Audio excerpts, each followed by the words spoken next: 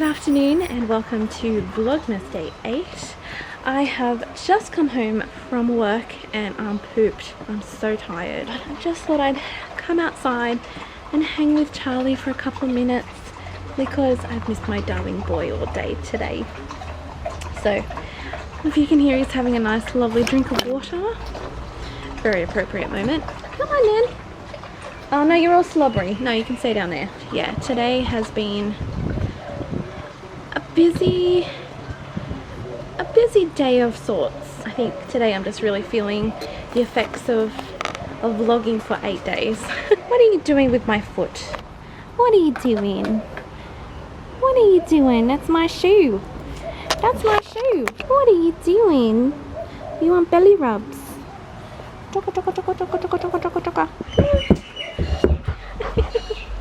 Hello. Okay. Oh, my beautiful boy. Yes. Oh, my beautiful boy. You say hello to everyone. Hello. Oh, bless you. Beautiful boy. Ow, ow, ow. There you go. It is a little bit later on in the evening, and before I go on, I'm just going to clean my lens because you're a little bit dirty, a little bit dusty.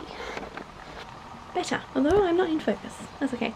Now before we get into making our Scandinavian fabric stars, I have just prepped it here on the table. We need to change my little llama countdown clocky thing. You know the one I mean. Let's do it. We have 17 more days till Christmas. What the heck? How is it 17 days till Christmas? That's crazy. It's really crazy.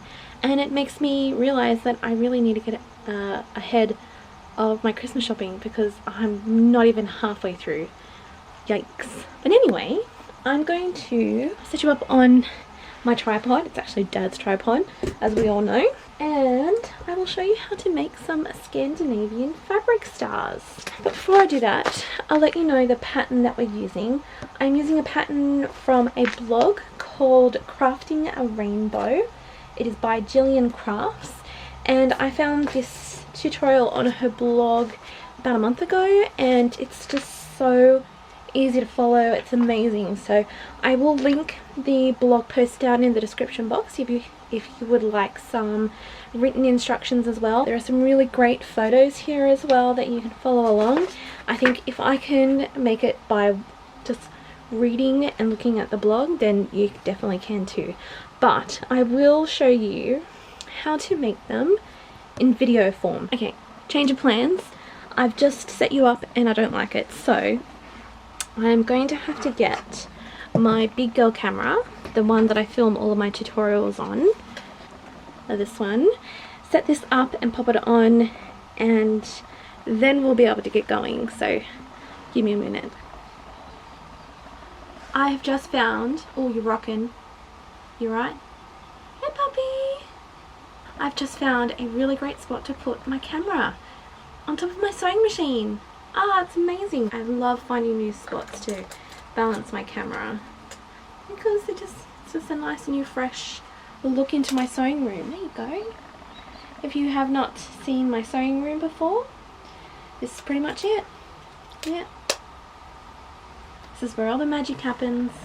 Was that really weird to say? I think it was. Anyway, let's get on with the video.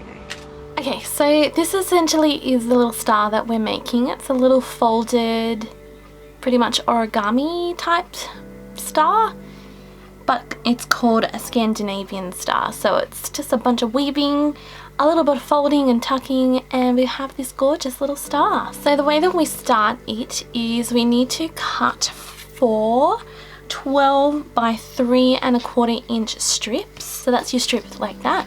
And then what you need to do is iron it in half, open it up, and then iron the edges towards the center, almost like a bias binding, and then fold it over. So you need to do that for all 4 of your colors that you're going to use. The first couple of steps are a little bit tricky, but we will do it together. So what you want to do with your first one is fold it in half with all of these folded edges. Just place it that way, so that all of these folded edges are facing you. And you want to keep one little end just a little bit longer and then the other end a little bit shorter. And then grab another one and we'll do the same thing, fold it in half. So we have long at the bottom, short at the top, and then all of these folded edges pointing inwards. And we're going to just pop that, weave that under this one, like so.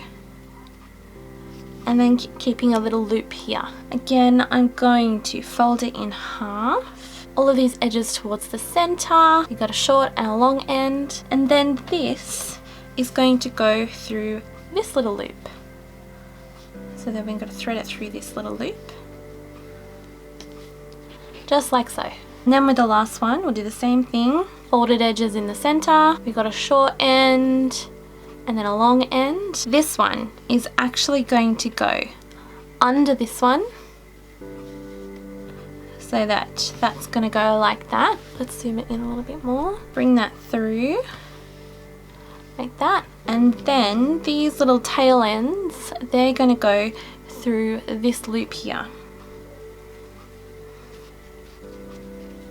At this point they should all sort of be interlocked with each other, and we're just going to pull them all so they all meet in the center into a nice sort of tightish type grid. It takes a couple of moments just to sort of tug and get them all into place, but you should have a nice little grid type of thing like that, so they should all be interlocking. And just get it as tight as you can without all of the strips sort of folding and buckling into each other. Once you get to that stage, you're gonna flip it over, so flip, and going to be doing a little bit more folding. This bit is a little bit tricky. I usually like to start with the top, so I'm just going to fold that over on top like that.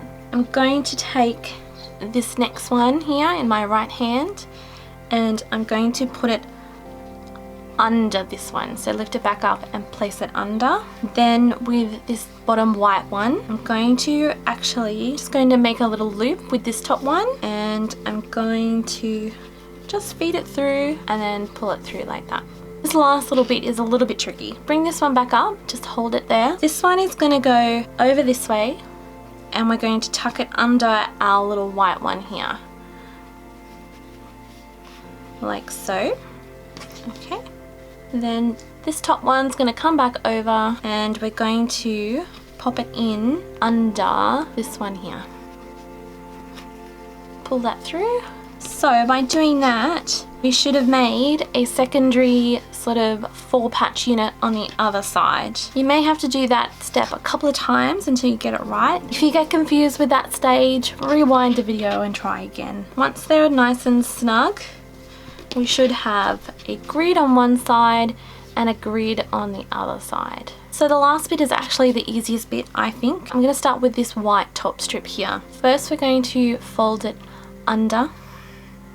You're going to bring this strip back to the front, like so, creating a little triangle. Fold that section back over on top of itself, creating a little point, like so. And then this little bit, this little tail end bit here, if it's longer than the little square that's underneath, I usually cut it down, but that's okay. There should be a little hole.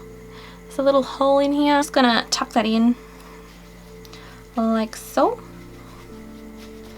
and that is your little point. So as you go along, you'll just have to tighten the little strips up because they do loosen with all the handling that you're doing with the actual star. That's one little point done. Let's do the next. So I'm just gonna flip it over and we'll do this one here. I'm pretty sure this one we're gonna have to cut down, but I'll show you when we get to it. So again, we fold it to the back, and I sort of keep this folded line level with the fold here at the back. We fold it back over on top of itself, fold it over once more, like that, so you have a nice folded triangle. And now you see how this little tail here is reaching past this bottom square. I'm going to get my fabric scissors and I'm just gonna trim it down and then tuck it in.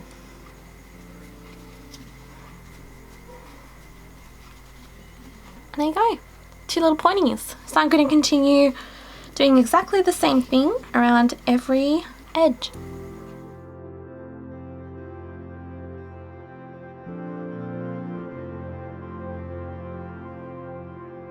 And there we are. That is our beautiful Scandinavian fabric Christmas star.